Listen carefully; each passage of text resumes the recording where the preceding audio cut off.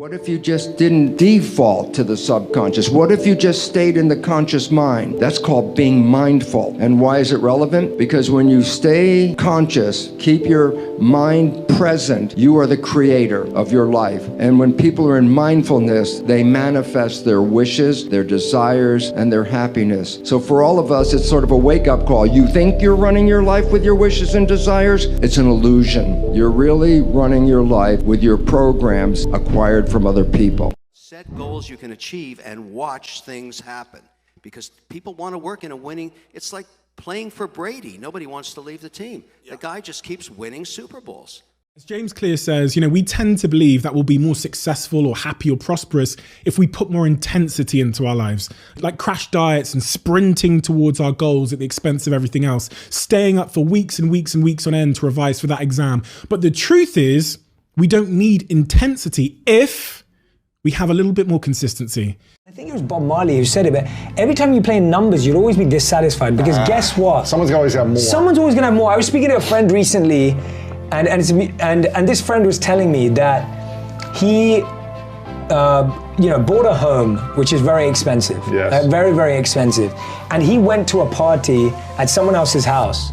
And he told me that when he was getting a tour of this party, he found out that this person had a painting on his wall which cost the amount his house cost. Shut up. And so he was joking with me. He was like, that guy's painting in the house. He's got my house on his wall. Wow. And that just puts things into perspective. And you think about that, and then you look at someone like Jeff Bezos and you think, oh, well, he's the richest man in the world, but does he have the most fame? No, he doesn't. No. Does he have the most beauty?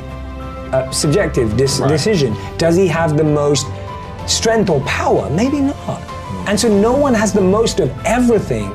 So when you measure yourself by numbers, you'll always be second, third, fourth, fifth in something. You fucking complain, you are fucking out of your mind. If you understood that there are millions of people who don't have access to fresh water, when that shit was literally accessible to you in the sink in your bathroom. When I look at the people that I see that are happy, so much of that is completely predicated on the fact that either their parenting or circumstance helped them have actual perspective to what the hell is going on here.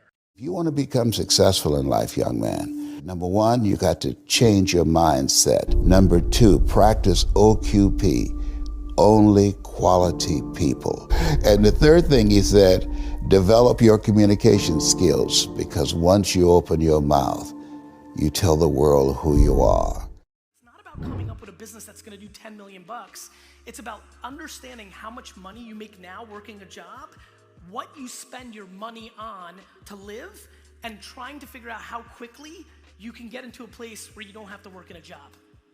There were plenty of good ideas I had in the past, but when I went to show someone or ask them what they thought about it, they shut down my idea or called it stupid. Then it made me believe them, and I second-guessed myself and tossed that good idea in my mental trash can. That, my friends, is how motivation and dreams are killed. Put your good idea into action without telling a single soul about it. Then when it's finished exactly the way you want it, show everyone you want. If they try to shut it down, at least you already created whatever it was you were making, and you weren't talked out of it. You gotta do all of the work in the dark, alone, in the shadows.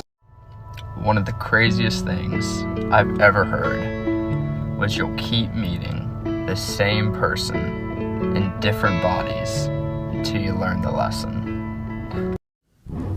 Can I say something? You can say anything. I'd love for you to talk to me, brother.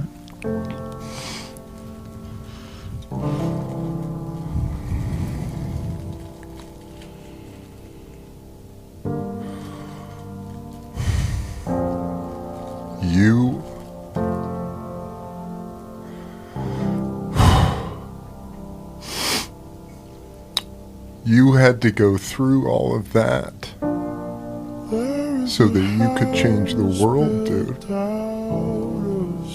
Really, I don't see that. I don't know. You don't realize how many lives you're changing, saving,